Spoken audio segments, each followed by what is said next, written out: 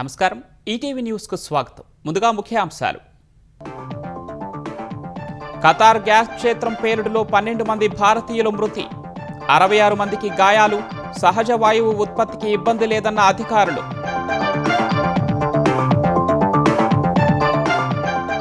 Fire exit లేనందునే లఖనవూలో 15 మంది మృతి, నివాస భవనానికి అనుమతి తీసుకొని వాణిజ్య కార్యకలాపాల నిర్వహణ, 4 అరెస్ట్. హైదరాబాద్ మెట్రో విస్తరణకు కేంద్రం సహకారం కోరిన రేవంత్, ఐఆర్ఎఫ్సి నిధుల విడుదలకు అశ్విని వైష్ణవ్కు విజ్ఞప్తి, నేడు ఖట్టర్తో సీఎం సమావేశం. బసవతారకం ఆసుపత్రి సేవలపై ప్రముఖుల ప్రశంస, లాభాపేక్ష లేని సంస్థలు మరిన్ని రావాలన్న చంద్రబాబు, సేవలు విస్తరిస్తామన్న బాలకృష్ణ. ఏపీ మద్యం అక్రమ రవాణా కేసులో ఈడీ చేతికి హవాలా ఆధారం, కరెన్సీ నోటు ముక్కపై నేడు మాజీ మంత్రి కారుమూరిని ప్రశ్నించే అవకాశం. మళ్లీ తెరపైకి నియోజకవర్గాల పునర్విభజన బిల్లు, సన్నాహాలు చేస్తున్న కేంద్రం, విపక్ష పార్టీల సందేహాలను నివృత్తి చేసేలా రూపకల్పన. ఇరాన్కు విడుదల చేసే నిధులు అమెరికా రైతులకే చేరతాయన్న ట్రంప్, అలాంటి నిబంధన ఏదీ లేదన్న టెహ్రాన్ సెంట్రల్ బ్యాంక్ గవర్నర్.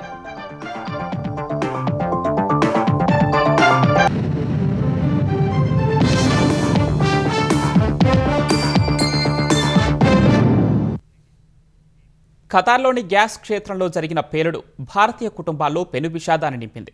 పేలుడులో చనిపోయిన 13 మందిలో 12 మంది భారతీయులున్నారని తేలింది. ఈ దుర్ఘటనలో మరో 66 మంది తీవ్రంగా గాయపడ్డారు. అమెరికా, ఇరాన్ మధ్య శాంతి ఒప్పందం నేపథ్యంలో తిరిగి గ్యాస్ ఉత్పత్తి పనులు చేపడుతుండగా ప్రమాదం జరిగింది.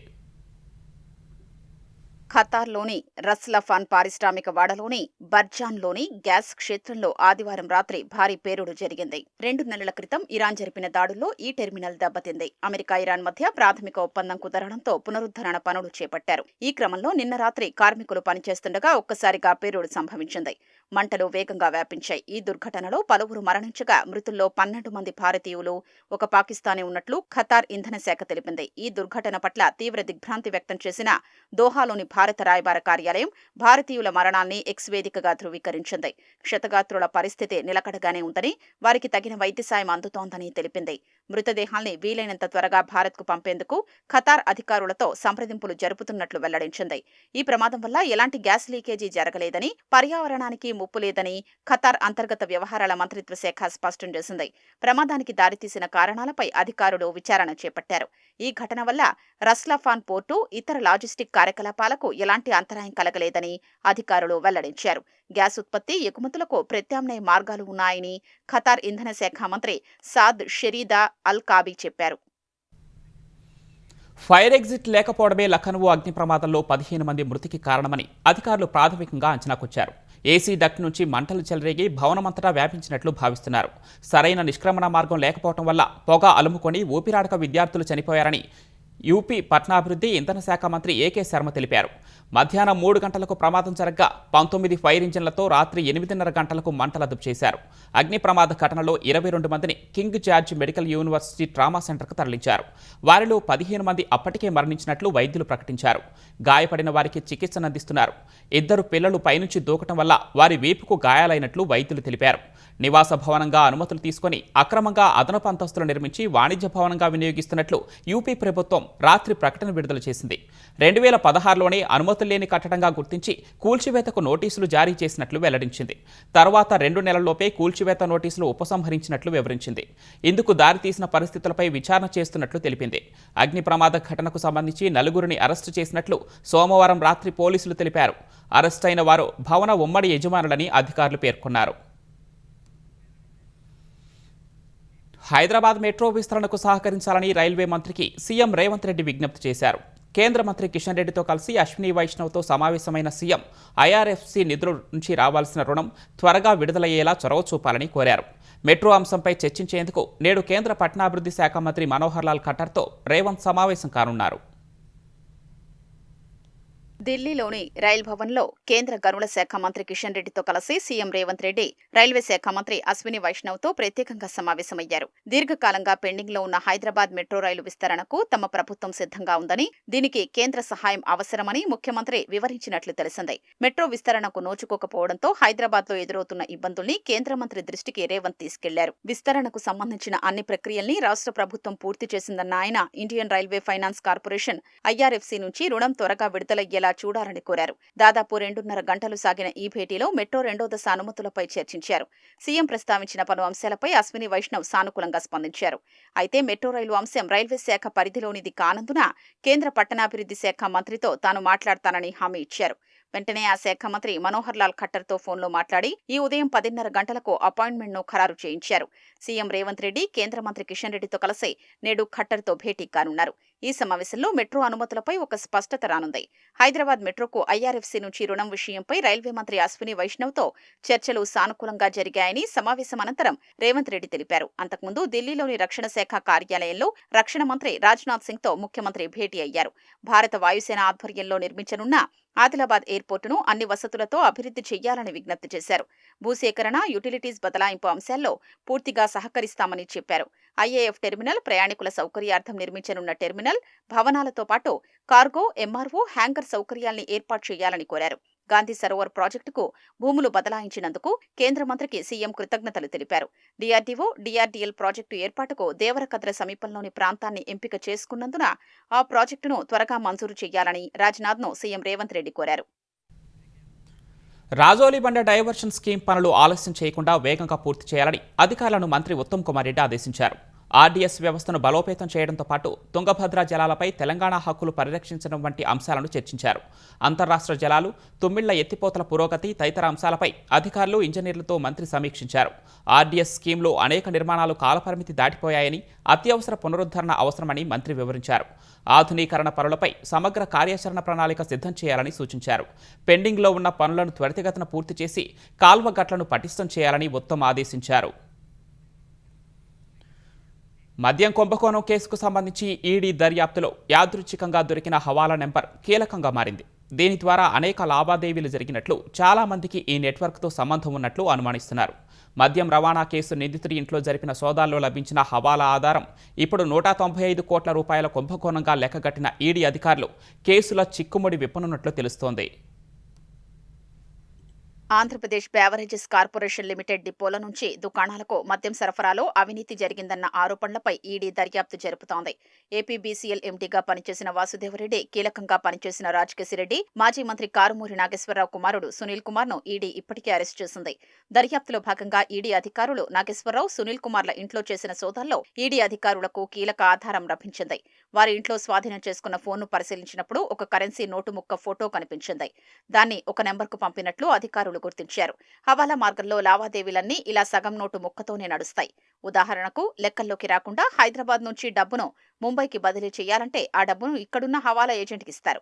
ఆ ఏజెంట్ ఇచ్చే సగం నోటు ముక్కను ఫోటో తీసి ముంబైలోని తమ వారికి పంపిస్తారు. ఆ వ్యక్తి ముంబైలో ఉన్న హవాలా ఏజెంట్కు ఈ నోటు ముక్క ఫోటో చూపితే అక్కడ డబ్బిచ్చేస్తారు. ఇదంతా అనధికారికమే కాబట్టి పెద్ద మొత్తంలో జరిగే లావాదేవీలన్నీ ఇలా హవాలా మార్గంలోనే నడిపిస్తుంటారు. వైసీపీ ప్రభుత్వంలో 195 కోట్ల రూపాయల మద్యం సరఫరా కాంట్రాక్టును Sigma supply chain solutions private limited Prasad ట్రాన్స్పోర్టుకు కట్టబెట్టారు. సిగ్మా సంస్థ నుంచి వల్లు సందీప్ అనే వ్యక్తికి చెందిన సుదర్శన్ కన్స్ట్రక్షన్ సబ్ కాంట్రాక్టు తీసుకుంది. సిగ్మా నుంచి సుదర్శన్లోకి, అక్కడి నుంచి సునీల్ కుమార్ కు డబ్బు చేరిందని, వాటిని సునీల్ కుమార్ హవాలా ద్వారా దారి మళ్లించి ఆస్తులు కూడబెట్టుకోవడంతో పాటు గత ఎన్నికల్లో ఖర్చు పెట్టినట్లు తెలుస్తోంది. మొదటిసారి సునీల్ కుమార్ ఇంట్లో నోటు ముక్క ఫోటో తిరుగులేని ఆధారంగా భావిస్తున్నారు. ఈ మొత్తం కుంభకోణం విలువ 195 కోట్లుగా ఈడీ లెక్కగట్టగా అందులో అధిక శాతం డబ్బు ఎటు మళ్లిందనేది ఈ ఒక్క ఆధారం బట్టబయలు చేయనుందని భావిస్తున్నారు. ఈ నోటు ముక్క ఫోటోను ఎవరికి పంపారో గుర్తించి ఆ వ్యక్తిని విచారించనున్నారు. దాని ద్వారా మరిన్ని లావాదేవీలు బయటపడే అవకాశం ఉంది. మాజీ మంత్రి కారుమూరి నాగేశ్వరరావుకు నేడు ఈడీ అధికారుల ఎదుట విచారణకు హాజరయ్యే అవకాశం ఉంది. ఆంధ్రప్రదేశ్లో 5 బోధనాసుపత్రుల్లో కృత్రిమ అవయవాల తయారీ యూనిట్లు ఏర్పాటు కానున్నాయి. దివ్యాంగులకు అవసరమైన కృత్రిమ కాళ్లు, చేతులు, వీల్ చైర్లు, వినికిడి పరికరాలు, ఇతర ఉపకరణాలు ఈ కేంద్రాల్లో తయారవుతాయి. ముఖ్యమంత్రి చంద్రబాబు రాసిన లేఖకు స్పందించిన కేంద్ర ప్రభుత్వం ఏపీలో ఈ యూనిట్ల ఏర్పాటుకు ముందుకొచ్చింది. కేంద్ర సామాజిక న్యాయ సాధికారత మంత్రిత్వ శాఖ ఆధ్వర్యంలో దేశవ్యాప్తంగా 102 తయారీ కేంద్రాలు నడుస్తున్నాయి. 2030 నాటికి మరో 300 కేంద్రాలు ఏర్పాటు చేయాలని లక్ష్యంగా పెట్టుకున్నారు. ఈ నేపథ్యంలో రాష్ట్రంలో జిల్లాకో తయారీ కేంద్రం చొప్పున ఏర్పాటు చేయాలని కేంద్రానికి చంద్రబాబు లేఖ రాశారు. తొలి విడతగా విశాఖ, విజయవాడ, ఒంగోలు, కర్నూలు, తిరుపతి బోధనాసుపత్రుల్లో కేంద్రాల ఏర్పాటుకు కేంద్ర ప్రభుత్వం ముందుకొచ్చిందని వైద్య ఆరోగ్య శాఖ మంత్రి సత్యకుమార్ వెల్లడించారు. లాభాపేక్ష లేకుండా సేవ చేసే బసవతారకం క్యాన్సర్ ఆసుపత్రి వంటి సంస్థలు మరిన్ని రావాలని ముఖ్యమంత్రి చంద్రబాబు ఆకాంక్షించారు. కేంద్రం, రాష్ట్రాల మంత్రులతో కలిసి బసవతారకం ఇండో అమెరికన్ క్యాన్సర్ ఆసుపత్రి సిల్వర్ జూబ్లీ ముగింపు వేడుకల్లో చంద్రబాబు పాల్గొన్నారు. ఆసుపత్రిలో అత్యధిక కాలం సేవలందించిన వైద్యులు, ట్రస్ట్ దాతలను సత్కరించారు. హైదరాబాద్లోని నోవాటెల్ హోటల్లో బసవతారకం ఇండో అమెరికన్ క్యాన్సర్ ఆసుపత్రి రజతోత్సవ వేడుకలు ఘనంగా జరిగాయి. ముఖ్యమంత్రి చంద్రబాబు నాయుడు, మాజీ ఉపరాష్ట్రపతి వెంకయ్య నాయుడు, కేంద్ర మంత్రులు అనుప్రియ పటేల్, పెమ్మసాని చంద్రశేఖర్, తెలంగాణ వైద్య ఆరోగ్య శాఖ మంత్రి దామోదర్ రాజనరసింహ, ఏపీ ఆరోగ్య శాఖ మంత్రి సత్యకుమార్ యాదవ్, రామోజీ గ్రూపు సంస్థల చైర్మన్ కిరణ్, నందమూరి, నారా కుటుంబ సభ్యులు, సినీ, వ్యాపార, వైద్యరంగ ప్రముఖులు హాజరయ్యారు. ఇంటి పెద్దగా ఉన్న బసవతారకం క్యాన్సర్తో మృతి చెందడం తమను కుంగదీసిందని సీఎం చంద్రబాబు చెప్పారు. ఆ ఘటనతోనే పేదల కోసం క్యాన్సర్ ఆసుపత్రి నిర్మించాలని తలపెట్టామన్నారు. ఇప్పటి వరకు లక్షలాది మందికి చికిత్సలు అందించామన్నారు. బసవతారకం ఆసుపత్రి చైర్మన్ గా బాలకృష్ణ కృషిని చంద్రబాబు ప్రశంసించారు. అందరికంటే ఎక్కువ ఆనందపడే వ్యక్తిని నేను. ఆలోచన వచ్చినప్పటి నుంచి ఇంతవరకు ఈ యొక్క హాస్పిటల్ కాస్తో కూస్తో ఎప్పుడు వీలైతే అప్పుడు దీనికి సేవ చేసే అవకాశం నాకు వచ్చింది. కొడుగ్గా బాధ్యత తీసుకొని ఒక మహాకల్పవృక్షంగా తయారు చేసిన ఘనత బాలకృష్ణ గారికి దక్కింది. రాబోయే రోజుల్లో తిరుగులేని వ్యవస్థగా, అన్స్టాపబుల్గా దీన్ని ముందుకు తీసుకెళ్తున్నారు. రజతోత్సవాల్లో భాగంగా మొట్టమొదటి ట్రస్ట్ బోర్డు సభ్యులు, నిరంతరం దాతలుగా ఉన్న వారిని, ఆసుపత్రిలో దీర్ఘకాలంగా పనిచేసిన వారిని సత్కరించారు. దివంగత కోడెల శివప్రసాద్ స్థానంలో ఆయన కుమారుడు శివరాం మెమంటోను అందుకున్నారు. రామోజీ గ్రూపు సంస్థల చైర్మన్ కిరణ్ కు మెమంటో ప్రకటించారు. దేశంలో క్యాన్సర్ కేసుల సంఖ్య గణనీయంగా పెరుగుతోందని కేంద్ర మంత్రి అనుప్రియ పటేల్ ఆందోళన వ్యక్తం చేశారు. ఫిబ్రవరి నుంచి దేశవ్యాప్తంగా 44 లక్షల మందికి ఉచితంగా హెచ్పీవీ వ్యాక్సిన్ అందించినట్లు తెలిపారు. బసవతారకం ఇండో అమెరికన్ క్యాన్సర్ ఆసుపత్రి రోగులకు అత్యంత ప్రేమతో వైద్య సేవలు అందిస్తోందని మాజీ ఉపరాష్ట్రపతి వెంకయ్య నాయుడు ప్రశంసించారు. శ్రీమతి బసవతారకం క్యాన్సర్ హాస్పిటల్కి మొదట విరాళాలు ఇచ్చిన వాళ్ళందరినీ కూడా నేను హృదయపూర్వకంగా పేరు పేరున అభినందిస్తున్నాను. మన పెద్దలు చెబుతూ ఉంటారు, వైద్యం, విద్య ఈ రెండు కూడా ఒక మిషనరీ స్పిరిట్ తో పనిచేయాలని. It's a mission with passion for the sake of nation. No omission, no commission and no remission. It should be like a machine.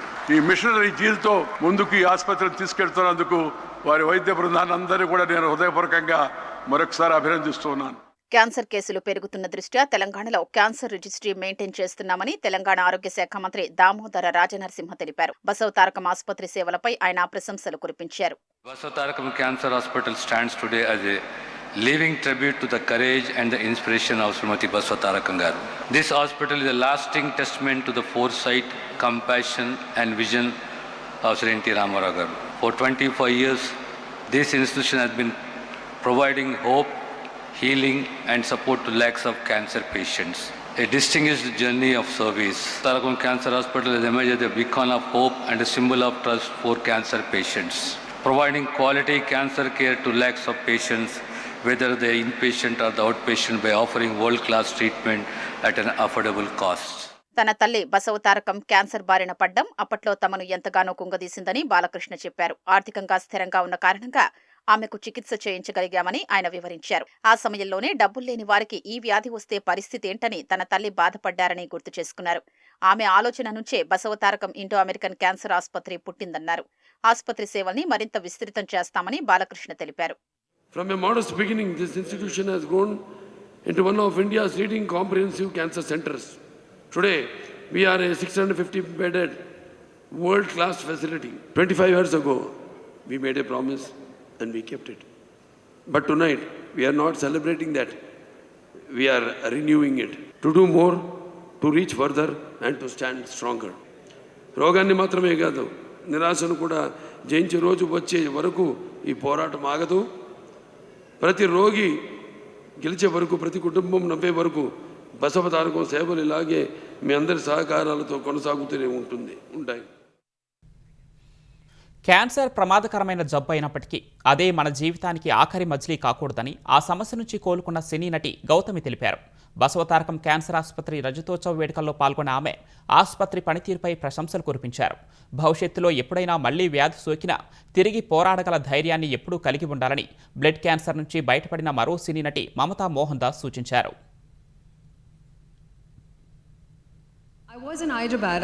I was working in the Telugu industry when I was diagnosed with my cancer, and I have an aggressive type of blood cancer, which is Hodgkin's lymphoma. Miraculously, when all doors had closed, a new door opened for me. I happened to have the opportunity of being part of a clinical study, which is a human trial, phase 2 clinical trial for one of the first very successful anti-PD-L1 drug. It is because of that one drug that I am still standing here before you today. Cancer అనేది చాలా ఘోరమైన జబ్బు, but it need not be a full stop to your life. ఈ message ప్రజల దాకా తీసుకెళ్ళడం, పేషెంట్స్కి awareness ఇవ్వడం, వాళ్ళని ట్రీట్మెంట్ దాకా తీసుకురావడం, and once you have them in the hospital for treatment, to make them go through the treatment with their spirits up and with their courage unflagging is a huge achievement. And every time a cancer patient is cured, a family has been saved. ముఖ్యమంత్రి చంద్రబాబు అధ్యక్షతన నేడు ఆంధ్రప్రదేశ్ మంత్రివర్గం సచివాలయంలో భేటీ కానుంది. State investment promotion board SIPB ఆమోదించిన 30,515 కోట్ల రూపాయల పెట్టుబడులకు పచ్చజెండా ఊపనుంది. మొత్తం 50 సంస్థల పెట్టుబడుల వలన 29,677 ఉద్యోగాలు వచ్చే అవకాశం ఉంది. ఆల్ ఇండియా టూరిస్ట్ పర్మిట్పై నడిచే బస్సులను రిజిస్ట్రేషన్ ఛార్జీలను తగ్గించే అంశంపై కేబినెట్ చర్చించనుంది. అమరావతి క్వాంటం వ్యాలీలో 10 సంస్థల ఏర్పాటుకు ఆమోదముద్ర వేసే అవకాశం ఉంది. తల్లికి వందనం నిధుల విడుదలకు ఆమోదం తెలపనున్నట్లు సమాచారం. 2 ఏళ్ల కూటమి పాలనపైన మంత్రిమండలి చర్చించే అవకాశం ఉంది. ఎల్నినో ప్రభావంపై రైతులకు అవగాహన కల్పించడం సహా వ్యవసాయ ఉత్పత్తిపై ప్రతికూల ప్రభావం తగ్గించేందుకు ప్రభుత్వం సమగ్ర ప్రణాళిక అమలు చేస్తున్నట్లు ఏపీ వ్యవసాయ శాఖ మంత్రి అచ్చెన్నాయుడు తెలిపారు. శాస్త్రీయ వ్యవసాయ పద్ధతులు, ముందస్తు ప్రణాళికలు, సాంకేతిక సూచనల ద్వారా రైతులకు అండగా నిలుస్తామన్నారు. రైతులకు ఉపయోగపడేలా రూపొందించిన ఎల్నినోను సమర్థవంతంగా ఎదుర్కొందామనే ప్రత్యేక సమాచార సంచికను సచివాలయంలో మంత్రి ఆవిష్కరించారు. వాతావరణ మార్పులు, తక్కువ వర్షపాతం, అధిక ఉష్ణోగ్రతలు వంటి ఎల్నినో ప్రభావాలను దృష్టిలో ఉంచుకొని ప్రభుత్వం ముందస్తు చర్యలు చేపట్టిందన్నారు. రైతులు తమ సూచనలను పాటించడం ద్వారా ప్రతికూల వాతావరణ పరిస్థితులను అధిగమించి దిగుబడులను కాపాడుకోవచ్చన్నారు. ముఖ్యమంత్రి చంద్రబాబు పాలనలో ఎలాంటి కక్షా రాజకీయాలు ఉండవని ఏపీ మున్సిపల్ శాఖ మంత్రి నారాయణ తెలిపారు. నెల్లూరు కార్పొరేషన్ కార్యాలయంలో జరిగిన సమావేశంలో పాల్గొన్న నారాయణ వైసీపీ తీరుపై ఆగ్రహం వ్యక్తం చేశారు. ఎమ్మెల్సీ చంద్రశేఖర్ రెడ్డి కళాశాలకు నోటీసులు ఇస్తే నిరసనకు దిగటం అర్ధరహితమన్నారు. రాజకీయ లబ్ధి పొందేందుకు వైసీపీ నాయకులు లేనిపోని ఆరోపణలు చేస్తున్నారని మండిపడ్డారు. నిబంధనలు సరిచేసుకుంటే పరిష్కారమయ్యే సమస్యకు రోడ్డెక్కి ఆందోళన చేయాల్సిన అవసరం లేదన్నారు. ఇన్స్టిట్యూషన్స్ కి కొన్ని రూల్స్ రెగ్యులేషన్స్ ఉంటాయి. ఆ రూల్స్ రెగ్యులేషన్స్ ఎవరైనా పాటించాల్సిందే. పాటించుకుంటే ఆ రూల్స్ రెగ్యులేషన్స్ చూసే బాడీ వాళ్ళు నోటీసులు ఇస్తారు, ఇన్స్పెక్షన్స్ చేస్తారు. అది సిస్టమ్. ఆయన ఇన్స్టిట్యూషన్కి ఏదో నోటీసులు ఇచ్చారు, ఇలాంటి ఇచ్చారని దాన్ని హైప్ చేసుకోవడానికి ఎమ్మెల్సీలు అందరినీ పిలవటం, దాన్ని హంగామా చేయటం ఇవన్నీ కరెక్ట్ కాదు. అంతెందుకు ఈరోజు నేను మినిస్టర్ని రాష్ట్రంలో. మొన్న ఈవినింగ్ నాకు గంటా శ్రీనివాస్ గారు మా వీంకుడు ఫోన్ చేశారు రాత్రి 11 గంటలకి. ఏమైంది, భీమవరంలో ఒక స్కూల్కి నోటీస్ ఇచ్చారంట, దాన్ని క్లోజ్ చేస్తామంట నారాయణదని. అయ్యా నాకు తెలియదు, వాళ్ళు చూసుకుంటున్నారు పిల్లలని చెప్పారు. రైతు భరోసా సహా ఇచ్చిన హామీల అమల్లో సీఎం రేవంత్ రెడ్డి మాట తప్పారన్న హరీష్ రావు ఆరోపణలపై మంత్రి సీతక్క మండిపడ్డారు. మారుమూల ప్రాంతం నుంచి వచ్చిన రేవంత్ రెడ్డి ముఖ్యమంత్రి కావటాన్ని జీర్ణించుకోలేకే హరీష్ రావు అక్కసు వెళ్లగక్కారని విమర్శించారు. నాగర్ కర్నూలు జిల్లాలో పలు అభివృద్ధి పనులకు మంత్రి సీతక్క శంకుస్థాపన చేశారు. 10 ఏళ్ల బీఆర్ఎస్ పాలనలో 10 లక్షల ఇళ్లు, రేషన్ కార్డులు ఇవ్వలేకపోయారని ఆమె విమర్శించారు. అధికారంలో ఉండగా తెలంగాణను తమ ఎస్టేట్లా భావించి విర్రవేగటం వల్లే ప్రజలు కాంగ్రెస్కు అవకాశం ఇచ్చారని సీతక్క తెలిపారు. మళ్ళా పులిబిడ్డనే రేవంత్ రెడ్డి, నీ లెక్క పిల్లి కాదు. ఏదున్నా బరాబర్ కటాకండిగా మాట్లాడతాడు. మీ మరదలే అన్నది సాక్షాత్తు నల్లికుట్లోడని హరీష్ రావును మీ ఇంట్లో అంటున్నారు. మేమంటలేం. హరీష్ రావు గారు పవర్ పాయింట్ ప్రజెంటేషన్ చేసి మా మీద అబద్ధాలని ప్రచారం చేసిపోతున్నావు కదా. నువ్వు చేసిన నిజం ఒకటి ఒప్పుకోరాదు. నేను అప్పుల పాలు చేసిన, ఈ వడ్డీ భారం ఈ రాష్ట్రం మీద ఇంత అయింది, నేను 11% అప్పుకు తీసుకొచ్చిన, రేవంత్ రెడ్డి 7%కు కుదించుకొచ్చిండు అని ఈ వాస్తవాన్ని ఒప్పుకో. మరి నల్గొండలో హౌసింగ్ బోర్డు ప్లాట్ల వేలలో భారీ ధర పలికాయి. గజం భూమి గరిష్టంగా 75,000 రూపాయలు పలికింది. నల్గొండ దేవరకొండ రోడ్డులో ఉన్న హౌసింగ్ బోర్డు కాలనీలో వాణిజ్య అవసరాలకు నిర్దేశించిన 31 ప్లాట్లకు బహిరంగ వేలం వేశారు. వేలంపాటలో కనిష్ట ధర 55,500 పలకగా గరిష్టంగా 75,500 రూపాయలకు చేరింది. ఈ వేలంలో సుమారు 44 కోట్ల 15 లక్షల రూపాయల ఆదాయం వచ్చిందని housing board vice chairman VP Gautam తెలిపారు. తెలంగాణలో గుడుంబా స్థావరాలపై ఎక్సైజ్ అధికారులు ఉక్కుపాదం మోపుతున్నారు. గత 10 రోజులుగా నిర్వహిస్తున్న ఈ ప్రత్యేక డ్రైవ్లో భారీ సంఖ్యలో నిందితులను అరెస్ట్ చేశారు. తెలంగాణ వ్యాప్తంగా 841 కేసులు నమోదు చేయగా 651 మందిని అరెస్టు చేసినట్లు తెలంగాణ ఎక్సైజ్ శాఖ వెల్లడించింది. వీటితో పాటు 119 వాహనాలు సీజ్ చేసినట్లు అధికారులు తెలిపారు. 3,191 లీటర్ల నాటు సారాను స్వాధీనం చేసుకోవడంతో పాటు 6,435 లీటర్ల బెల్లం పానకం ధ్వంసం చేసినట్లు వివరించారు. నాటుసారా తయారీ కేసులో వరంగల్ జిల్లాలో అత్యధికంగా 260 కేసులు నమోదు చేసినట్లు పేర్కొన్నారు. తూర్పుగోదావరి జిల్లా రంగంపేట మండలంలో ఈ తెల్లవారుజామున జరిగిన ఘోర రోడ్డు ప్రమాదంలో 3 మృతి చెందారు.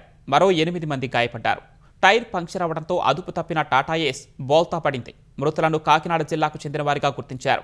బాపట్ల జిల్లా కొల్లూరు ప్రాంతానికి నిర్మాణ పనుల నిమిత్తం వెళ్లిన 11 మంది పని పూర్తి చేసుకుని సొంత ఊర్లకు వెళ్తున్న సమయంలో ఈ ప్రమాదం జరిగింది. మృతదేహాలను రాజమహేంద్రవరం జీజీహెచ్కు తరలించారు.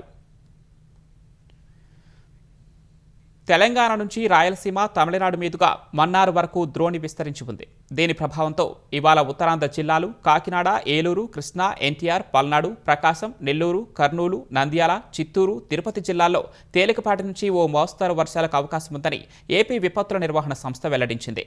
మిగతా జిల్లాల్లోని కొన్ని ప్రాంతాల్లో పిడుగులతో కూడిన తేలికపాటి వర్షాలు కురిసే అవకాశం ఉందని తెలిపింది. వర్షాల వేళ పొలాల్లోని రైతులు, శ్రామికులు, పశు కాపరులు అప్రమత్తంగా ఉండాలని విపత్తుల నిర్వహణ సంస్థ హెచ్చరించింది. సోమవారం నెల్లూరు జిల్లా గూడూరులో 40.5 మిల్లీమీటర్లు, పల్నాడు జిల్లా నెమలికల్లులో 25.5 మిల్లీమీటర్లు, తిరుపతి జిల్లా వెంకటగిరిలో 24.2 మిల్లీమీటర్లు, శ్రీ సత్యసాయి జిల్లా రత్నగిరిలో 22 మిల్లీమీటర్ల వర్షపాతం నమోదైంది. స్తంభించిన ఇరాన్ నిధులను విడుదల చేస్తే ఆ సొమ్ము పరోక్షంగా తిరిగి తమ రైతులకే చేరుతుందని అమెరికా అధ్యక్షుడు డొనాల్డ్ ట్రంప్ వ్యాఖ్యానించారు. మీడియా సమావేశంలో పాల్గొన్న ఆయన ఇరాన్కు సంబంధించిన నిధుల మళ్లింపు, ఆహార సంక్షోభంపై కీలక వ్యాఖ్యలు చేశారు. ఇరాన్లో 9,10,00,000 జనాభా ఉందని, వారికి కనీసం ఆహారం కూడా పెట్టలేని దుస్థితిలో ఆ దేశం ఉన్నట్లు ట్రంప్ తెలిపారు. తాము ఆంక్షలు సడలించి విడుదల చేసే సొమ్ము ఆహార కొనుగోలు రూపంలోనే తిరిగి అమెరికాకు రానుందని వివరించారు. ట్రంప్ వ్యాఖ్యలను ఇరాన్ సెంట్రల్ బ్యాంక్ గవర్నర్ తోసిపుచ్చారు. అమెరికాతో ఉన్న ప్రస్తుత ఒప్పందాల ప్రకారం కేవలం అమెరికా నుంచి మాత్రమే వ్యవసాయ ఉత్పత్తులను కొనుగోలు చేయాలనే నిబంధన లేదా బాధ్యత తమకు లేదని ఆయన స్పష్టం చేశారు. కానీ ట్రంప్ వాదన అందుకు భిన్నంగా ఉంది. Took in more oil yesterday than has ever gone through the Strait. The Strait is totally open. And I think Iran, I can say on a sort of a different scale, is in its own way working out very well. Maybe it's hard to say just as well, but maybe almost just as well. And we're doing very well in terms of negotiating a fair and reasonable deal. One of the things that we are doing also, and it came up last night, is money that's being unfrozen is going to be used to buy food, and the food's going to be bought exclusively through the United States from our farmers. And corn, soybeans, all of the things they need are going to be bought from our farmers. So our farmers are very happy. I've had a lot. Corporate ప్రపంచంలో మరో భారతీయుడికి అరుదైన గౌరవం దక్కింది. ప్రముఖ fintech platform cred వ్యవస్థాపకుడు Kunal Shah meta అనుబంధ సంస్థ WhatsApp సీఈఓగా నియమితులయ్యారు. 2019 నుంచి ఈ యాప్కు సీఈఓగా ఉన్న విల్ కాప్కార్ట్ స్థానంలో కునాల్ బాధ్యతలు చేపడతారని మెటా అధినేత మార్క్ జుకర్బర్గ్ ఫేస్బుక్లో ప్రకటించారు. ఇదే సమయంలో క్రెడ్లో మెటా 8,550 కోట్లు పెట్టుబడి పెడుతున్నట్లు తెలిపారు. క్రెడ్ను భారత్లోని అత్యంత ముఖ్యమైన టెక్నాలజీ కంపెనీల్లో ఒకటిగా కునాల్ తీర్చిదిద్దారని జుకర్బర్గ్ తెలిపారు. కోట్లాది మంది వాట్సాప్ వినియోగదారులకు అత్యుత్తమ సేవలు అందించే ప్రక్రియలో కునాల్తో కలిసి పనిచేయడానికి ఆసక్తిగా ఎదురుచూస్తున్నామని జుకర్బర్గ్ పేర్కొన్నారు. తాను వాట్సాప్ హెడ్గా వెళ్తున్నారని కునాల్ తెలిపారు. మిథెన్ సంపత్ క్రెడ్ తాత్కాలిక సీఈఓగా వ్యవహరించనున్నారు. చట్టసభల్లో మహిళా రిజర్వేషన్ల అమలుకు కేంద్ర ప్రభుత్వం భావించిన డీలిమిటేషన్ మళ్లీ తెరపైకొస్తోంది. ఇందుకోసం మరోసారి రాజ్యాంగ సవరణ బిల్లును పార్లమెంట్లో ప్రవేశపెట్టేందుకు కేంద్రం కసరత్తు చేస్తున్నట్టు తెలుస్తోంది. అత్యున్నత స్థాయిలో ఇప్పటికే సంప్రదింపుల ప్రక్రియ పూర్తయినట్లు సమాచారం. ఈసారి 133వ రాజ్యాంగ సవరణ బిల్లుగా దీన్ని తీసుకురానున్నట్లు తెలుస్తోంది. గత బడ్జెట్ సమావేశాల్లో ప్రవేశపెట్టిన 131వ రాజ్యాంగ సవరణ బిల్లు ప్రతిపక్షాల వ్యతిరేకత కారణంగా వీగిపోయింది. ఈ నేపథ్యంలో ప్రతిపక్షాలు లేవనెత్తిన అనేక అభ్యంతరాలకు ఈ బిల్లులో పరిష్కారాలను సూచించనున్నట్లు సమాచారం. 1971 జనాభా లెక్కల ప్రకారం ప్రస్తుతమున్న అంతరాష్ట్ర సీట్ల నిష్పత్తిలో ఎలాంటి మార్పులు లేకుండా బిల్లును రూపొందించినట్లు తెలుస్తోంది. బిల్లు ఇప్పటికే సిద్ధమైందని 55, 81, 82, 170, 330, 332, 334 ఏ ఆర్టికళ్లకు ఇది సవరణను సూచిస్తుందని తెలుస్తోంది.